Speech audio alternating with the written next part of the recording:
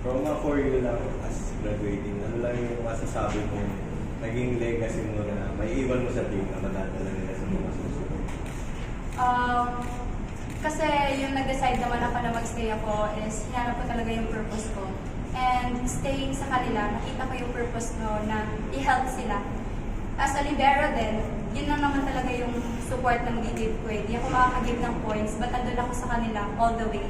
So, yun siguro yung pinaka-success for me, yung na-help ko sila na mag-grow sa bagong system, na magamay nila yung system, and na-help ko sila na ipakita nila kung gaano sila kagaling. Ano naman yung next year after this?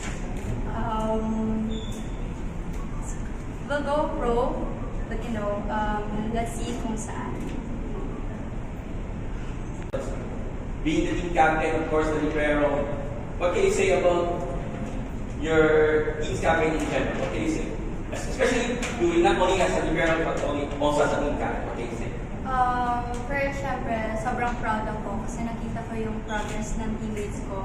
Nang buo kami, lahat kami sa team na from first round from preseason pa to first round and then second round, nakita ko rin talaga yung progress ng team and yung improvement na sobrang madami kayong makukuha sa kanila na nakita nyo naman kung gaano sila kagaling. So I'm very proud lang talaga and thankful din ako na nagstay ako and na-help ko sila for this season.